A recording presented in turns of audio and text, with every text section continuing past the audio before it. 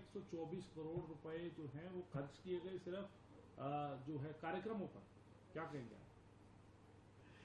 बात यह है, भारत में सनातन धर्म में भगवान राम का एक अलग महत्व है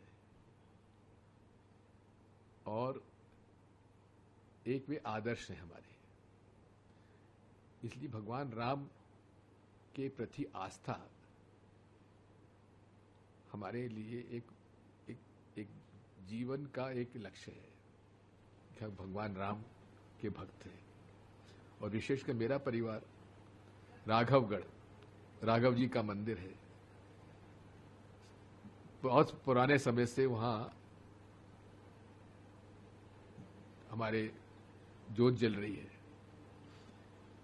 और जब शिला पूजन का रथ यात्रा निकली, हमने उसमें भी चंदा दिया। मैं कांग्रेस का मेंबर हूं, लेकिन राम जी का भक्त हूं। तब भी हमने चंदे का हिसाब मांगा, चंदे का हिसाब फिर नहीं दिया।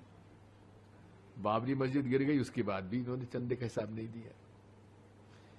फिर नरसिम्हा राव जी ने 62 एकड़ जमीन एक्वायर करके राम मंदिर निर्माण के लिए कोशिश की। राजीव गांधी जी के समय ताले खुले और हमें इस बात की प्रसन्नता है कि गोरखनाथ मठ के प्रमुख आज वहां के मुख्यमंत्री हैं। जिस गोरखनाथ मठ ने राम जन्मभूमि की लड़ाई लड़ी, 100 वर्षों से ज्यादा वो लड़ाई लड़ रहे हैं, निर्मोही अखाड़ा और गोरखनाथ मठ। तो अच्छा, आदित्यनाथ जी के जो गुरु थे वो हमारे साथ मेंबर पार्लियामेंट थे, उनके साथ में मेंबर पार्लियामेंट था 91 to 93, 94। कहने का मेरा मतलब यह है कि हमारे लिए आस्था का प्रश्न है। जब सुप्रीम कोर्ट के फैसले आने के बाद ये सर्वसम्मति होगी, नहीं मंदिर बनने दीजिए और मुस्लिम्स के लिए 5 एकड़ जमीन और अच्छी वहां पे एजुकेशन कॉम्प्लेक्स और मस्जिद बनाने के लिए पैसा भी दिया। उसका तो निर्माण अभी तक हुआ नहीं, लेकिन मंदिर का निर्माण हो गया। अब मंदिर का निर्माण कराने की जवाबदारी किसकी थी? नृपेंद्र मिश्रा जी की। नृपेंद्र मिश्रा जी कौन है? सबसे विश्वास पात्र माननीय प्रधानमंत्री जी के प्रिंसिपल सेक्रेटरी रहे। वो खुद कह रहे हैं कि बहुत लूट हुई है, डकैती हुई है, लेकिन अब उनके निर्माण काम में भी मालूम पड़ रहा है, उसमें भी कमीशन 40% लिया जा रहा था। और अब तो पत्थर सप्लाई करने वाला व्यक्ति कह रहा है कि मैं तो मुफ्त में देना चाहता था, उन्होंने कहा कि मुफ्त में नहीं लेंगे, हम आपको बिल देंगे 2100 करोड़। अब आप मुझे बताइए, क्या नृपेंद्र मिश्रा जी भी इसमें शामिल हैं क्या? आपने क्या किया? जब तक ये प्रकरण सामने नहीं आया, आप चुप मौन क्यों रहे? आप पर भी जिम्मेदारी आती है। नृपेंद्र मिश्रा जी का मैं बहुत सम्मान करता हूं, बहुत अच्छे अफसर रहे हैं, लेकिन ये आप अगर उसमें इतने प्रभावशाली हैं मोदी जी से, तो कहिए अपनी छवि बचा लीजिए। मोदी जी आप बदनाम हो रहे हैं, बता दे रहा हूं। मैं मोदी जी से कह रहा हूं कि लोगों में आपके प्रति जो इज्जत थी ना, आप समाप्त कर रहे हैं। आप ये जितने चंपत राय जैसे लोग, ये चंपत राय आपका सगा हो गया। इससे ज्यादा भ्रष्ट आदमी कोई मिलेगा नहीं, जिस पर कि महिपाल सिंह आप ही का कार्यकर्ता वो कह रहा है कि 2021 से लगातार 5 लाख की गड्डी अलग अलग निकालते थे ये रोज का।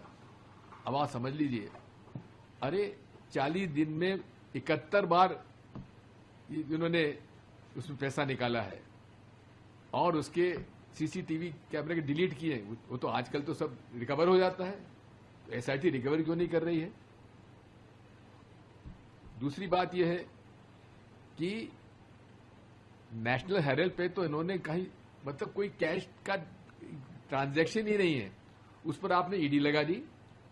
प्रियंका जी पर इस उम्र में उनको आपने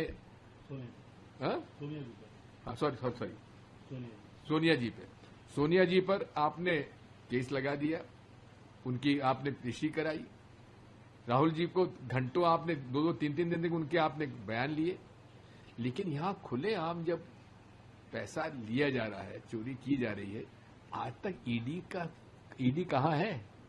मैं तो सोच रहा हूं कि मैं डायरेक्टर इन्फोर्समेंट से टाइम लेकर मैं जाऊं कि भाई कुछ करिए, मैंने खुद ने चंदा दिया है, मैं जाके आप कार्रवाई क्यों नहीं करते हैं? मैं सोच रहा हूं चिट्ठी बनाने के लिए उनके लिए।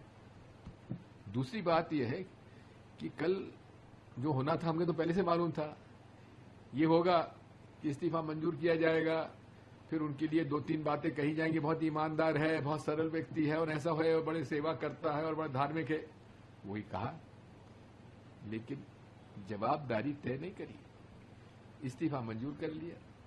मंजूर इसलिए किया क्योंकि उसे मंजूर करने का, नामंजूर करने का प्रोविजन ही नहीं है। लेकिन सबसे ज्यादा हैरानी मुझे कब हुई, जबकि कोषाध्यक्ष महंत गोविंद गिरी ये कह रहे हैं कि मेरे को तो चेक पे साइन करने का अधिकार ही नहीं था, मुझे तो ये बुलाते ही नहीं थे मीटिंग में। और साथ में मैं पूछना चाहता हूं कोषाध्यक्ष महोदय, आपकी ट्रस्ट की मीटिंग में बजट पे डिस्कशन होता था कि नहीं होता था? बैलेंस शीट आती थी कि नहीं आती थी? क्या बैलेंस शीट भी आपके ऑडिटर ने आपको नहीं दिखाई? ये भी प्रश्न उपस्थित होता है। बात यह है कि इसमें छोटी मछली पकड़ गई, मगरमच्छ नहीं पकड़े। जिस मगरमच्छ को बाल नरेंद्र मोदी ने उसको पकड़ के उससे लड़ाई लड़ ली, लेकिन यहां मानस जो मगरमच्छ बैठे हैं उनसे डर रहे हैं नरेंद्र मोदी जी। ये आज दिक्कत है, हम बड़े दुखी हैं। ये आज दिक्कत है, हम बड़े दुखी हैं। मैंने हमेशा से धर्म को सर्वमान्य माना है, मैं कभी उस पर समझौता नहीं करता। इसलिए मैं पूरे तरीके से इस मामले को मेरी आखिरी सांस तक लड़ाई लड़ूंगा। कोई राजनीति नहीं है इसमें, और मेरी जो पदयात्रा होगी उसमें कोई पार्टी का झंडा नहीं होगा, हर धर्म के झंडा रखूंगा मैं। सर्वधर्म संभाव, यही सनातन धर्म है जिसकी रक्षा के लिए मैं निकलूंगा। कब से निकल रहे हैं आप? पहले मैंने 2 अक्टूबर का सोचा था, लेकिन अभी मेरे पास कुछ लोगों ने सुझाव दिया, मैंने नर्मदा परिक्रमा भी